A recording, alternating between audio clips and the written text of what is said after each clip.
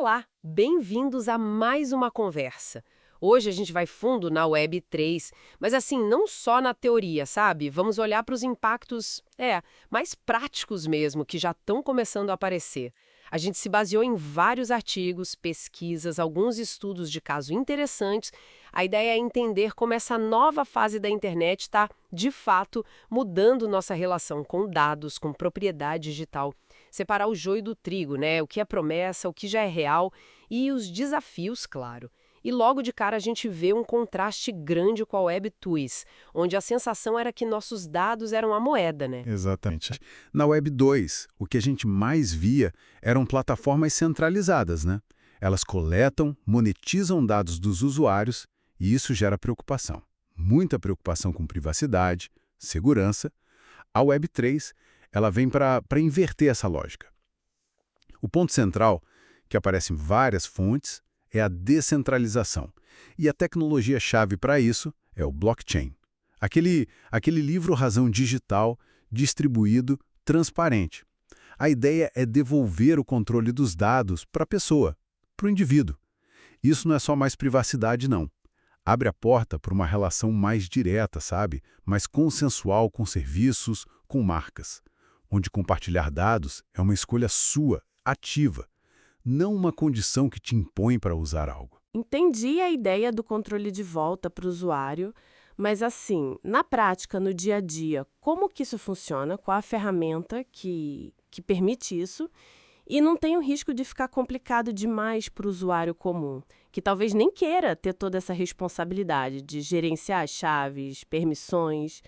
É complexo, né? Ótima pergunta. Toca num ponto crucial mesmo.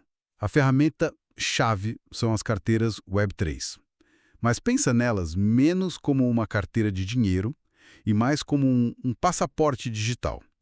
É com ela que você interage com os dApps, os aplicativos descentralizados, gerencia seus ativos digitais, tipo NFTs, acessa serviços financeiros sem banco, o DeFi, e constrói uma identidade online que é sua, de verdade. A base é a criptografia, chaves pública e privada. E sim, a complexidade é uma preocupação real. Por isso que a gente está vendo um movimento para além das carteiras não custodiais, onde só você tem a chave, tipo a MetaMask. Estão desenvolvendo as Smart Wallets, carteiras inteligentes, que buscam simplificar a experiência, para tornar esse controle mais acessível, entende?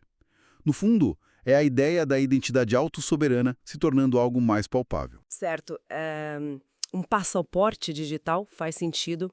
E onde essa ideia de controle vira propriedade mesmo, algo que as pessoas talvez já estejam até vivendo sem chamar de Web3.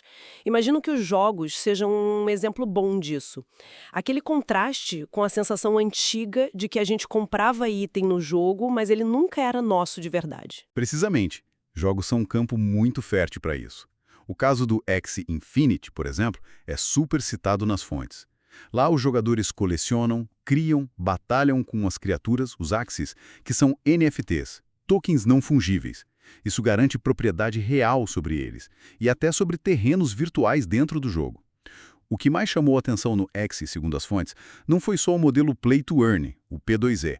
Foi a rapidez com que ele criou microeconomias reais, sabe? Como aconteceu nos Filipinas durante a pandemia. E, bom, a rapidez com que essa economia inicial também mostrou suas fragilidades, né? A volatilidade ficou muito exposta ali. Outro exemplo é Decentraland, um mundo virtual onde os terrenos chamados Land são NFTs.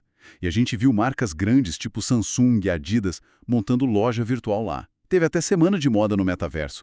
Mostra um experimento bem interessante de comércio, de interação nesse novo espaço. E marketplaces como o OpenSea facilitam a troca desses ativos todos. Nossa, fascinante.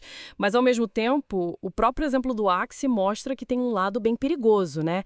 620 milhões de dólares roubados no hack da Ronin Network. Isso é muito dinheiro. Mostra que, mesmo com a promessa de segurança do blockchain, a implementação prática ainda tem falhas bem críticas, certo? Quais outros riscos e desafios as fontes destacam para quem está tentando navegar nesse espaço com mais consciência? Com certeza.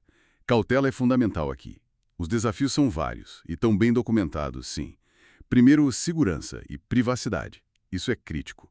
Golpes de phishing são muito comuns. Tem risco de vazarem suas chaves da carteira. E as vulnerabilidades nos smart contracts, aquele código que automatiza as regras nos dApps, podem ser exploradas. O caso da Ronin Axie é um exemplo disso. E problemas que já vimos na OpenSea também. Depois tem a instabilidade econômica. A queda brutal do token SLP do Axie, a dependência de novos jogadores entrando para sustentar o modelo P2E. Isso levantou acusações sérias, até de esquema Ponzi, de pirâmide. Junta isso com a barreira de adoção. A complexidade técnica ainda é alta para o usuário médio. A curva de aprendizado é íngreme. E, por fim, a incerteza regulatória.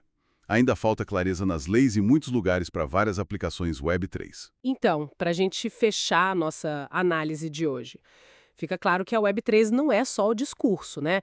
Ela traz um potencial real de transformação.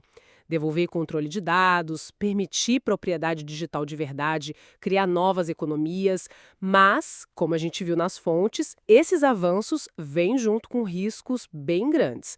Segurança, volatilidade, usabilidade, não dá para ignorar. É um território ainda em construção, né? Exato. É um cenário de enorme potencial e, ao mesmo tempo, de desafios igualmente grandes.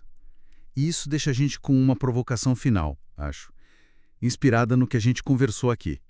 Pensando nessa devolução de controle para o indivíduo e na transparência que o blockchain possibilita, que outras estruturas centralizadas do nosso dia a dia, além das que a gente discutiu, poderiam ser assim fundamentalmente repensadas por essa tecnologia?